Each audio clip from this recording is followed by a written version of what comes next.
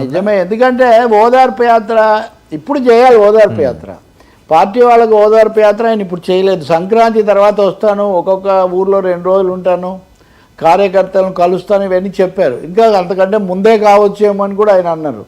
తీరా వెళ్ళింది చాలా తక్కువ. కడపకు వెళ్ళడం తప్పితే ఆయన వేరే పెళ్లిళ్ళకి ఏదో 1-2 చోట్లకి వెళ్ళినట్టున్నారు. ఆయన ఇప్పుడు లండన్ అమ్మాయి దగ్గరికి వెళ్ళొచ్చు, దాంట్లో ఏమీ పొరపాటు లేదు. కానీ ఆయన అన్న ప్రకారం షెడ్యూల్ పాటిస్తున్నట్టు అయితే కనపడదు. రెండవది, అసలు వైసీపీకి కార్యాచరణ పెద్దగా చేయాలనే ఆలోచన కూడా లేనట్టుంది. దీనికి 2 కారణాలు. ఒకటి, వైసీపీ తరఫున జగన్ పెద్దగా డబ్బు ఖర్చు పెట్టే మనిషి కాదు. వ్యయ ప్రయాసాలు ఇప్పటికిప్పుడు భరించి పార్టీని ఎలాగైనా నిలబెట్టాలి అన్నది ఆయనకు ఉండదు. అదే కాదు, మళ్ళీ సమయం రావాలి, మనం తొందరపడినా పెద్ద లాభం లేదు అనే మాట ఒకటి. రెండవది, తను ఎక్కువ యాక్టివిటీ చేస్తే బీజేపీ దృష్టికి వస్తానేమో, తన మీద టార్గెట్గా చేస్తారేమో అనే ఒక ఆందోళన కూడా పైకి చెప్పకపోయినా ఒకటి ఉంది.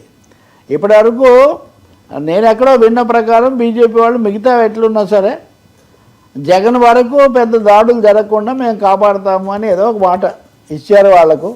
దాని మీద అలా ఉన్నారు అంటారు. తను ఎక్కువగా యాక్టివిటీ చేసి ప్రతి దాని మీద అటో ఇటో వైఖరి తీసుకుంటే బీజేపీ ఏమైనా వ్యతిరేకిస్తుందేమో. అప్పుడు ఒకటే అన్నాడు నాతో, జగన్తో పాటు పనిచేసిన ఒక మాజీ మంత్రి, ఏ రాజకీయ నాయకుడైనా సరే ఎంత ముఖ్యమైన పదవిలో ఉన్నా సరే ఈ అవినీతి కేసులు ఇట్లాంటి వాటిలో చిక్కుకోకూడదు. ఒకసారి చిక్కుకున్న తర్వాత వాడికి స్వేచ్ఛ అనేది ఉండదు. కరెక్ట్, వాడు ఎప్పుడు బందీగా ఉంటాడు. అంతే కదా, ప్రతి నిమిషం టెన్షన్. ఎప్పుడు ఇప్పుడు రఘురామకృష్ణరావు చేసాడు, ఆయన ఆరోపణలు చేస్తున్నాడు. దీని నుంచి బయటపడడానికి సిబిఐ ఏమంటుందో, ఏ రోజున న్యాయమూర్తి గారు ఏం చేస్తారో. కాబట్టి కొంచెం లోకి మెయింటైన్ చేద్దాము. అందుకనే కదా విజయసాయి రెడ్డి లాంటి వాళ్ళు ఎవరు ఏం మాట్లాడలేదే పెద్దగా. ఈ మధ్య తగ్గింది.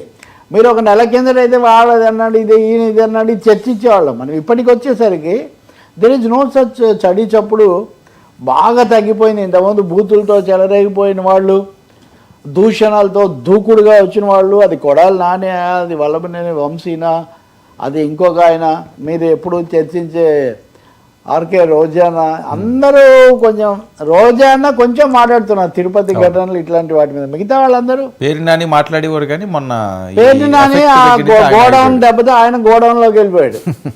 So silence please. వైసీపీ టోటల్గా ఇప్పుడు సైలెన్స్ మోడ్లోకి వెళ్ళిపోయింది.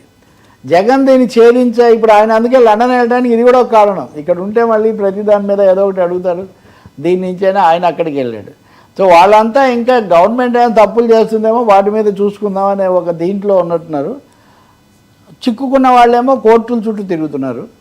కాకపోతే నిన్న కూడా లోకేష్ దావోస్లో కూడా చెప్పాడు, రెడ్ బుక్ అంటే అప్పుడు ఎవరు పట్టించుకోలేదు, ఇప్పుడు తెలుస్తుంది కదా, నేను పూర్తిగా రెడ్ బుక్ కట్టుబడి ఉన్నాను అన్నాడు. ఆయన రెడ్ బుక్ కట్టుబడి ఉన్నంత వరకు ఈయన సైలెన్స్ కట్టుబడి ఉంటాడేమో అని ఒక సందేహం కలుగుతుంది. చాలా విచిత్రమైన పరిస్థితి. నిజంగా ప్రధాన ప్రతిపక్షం ఇంత స్తబ్దంగా ఉండడం ఎప్పుడు జరగలేదు. స్తబ్దుగా ఉంది. మహా అయితే ఎప్పుడో ట్వీట్ పెట్టడం, దాని మీద మళ్ళీ మాట్లాడుకోవటం తప్ప ఆయన చెప్పిన కార్యాచరణ షెడ్యూల్కి ఆయన